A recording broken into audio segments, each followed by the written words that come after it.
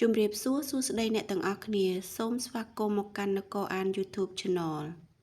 ថ្ងៃនេះយើងនឹងនាំអ្នកទាំងអស់គ្នាមកស្ដាប់រឿងនិទានមួយដែលមានចំណងជើងថាកញ្ជ្រោងនិងផ្លែទំពាំងបាយជូរតោះមកស្ដាប់ជាមួយគ្នានៅថ្ងៃមួយមានសត្វកញ្ជ្រោងមួយដើររកចំណីក្នុងព្រៃវាអស់កម្លាំងនិងឃ្លានជាខ្លាំងដល់ថ្នាក់ពោះគោលាន់សូរគ្រុកក្រាក់នៅទីបំផុតកញ្ជ្រោងបានឃើញដើមទំពាំងបាយជូរនៅក្នុងចន្លោះដើមឈើខ្ពស់ផុតពីដីមួយវាបានឃើញផ្លែទំពាំងបាយជូរទុំល្អណាស់នៅចុងមេឃខ្ពស់ដែលចាំងនឹងពន្លឺថ្ងៃព្រាកមើលទៅស្រស់ស្អាតនិងគួរឲ្យចង់ទទួលទានណាស់អូផ្លែទំពាំងបាយជូរនេះមើលទៅទុំល្អផ្អែមស្រួយនិងឆ្ងាញ់ហើយមើលទៅកញ្ជ្រោងនិយាយដោយលេបទឹកមាត់ក្អឹកបើសិនជាខ្ញុំអាចឈោងបេះដល់ខ្ញុំនឹងស៊ីផ្លែទំពាំងបាយជូរនេះមិនឲ្យសល់មួយគ្រាប់ណាទេ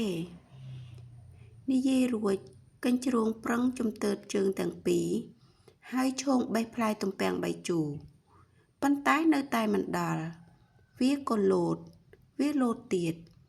វាព្យាយាមលោតម្ដងហើយម្ដងទៀតរហូតដល់អស់កម្លាំងស្ទើរតែដេកដួលនៅលើដី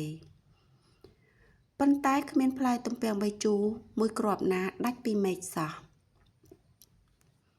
កញ្ជ្រោងប្រឹងឡើងលើដីទួលខ្ពស់ហើយបន្តលោតឈោងបេះផ្លែទំពាំងបាយជូរតែផ្លែទំពាំងបាយជូរនៅលើដើមដដែលគ្មានគ្រាប់ណាមួយធ្លាក់មកដីទាល់តែសោះកញ្ជ្រោងហេវហត់អស់កម្លាំងជាខ្លាំងវាឈប់សម្រាកនៅស្ងៀមបន្តិច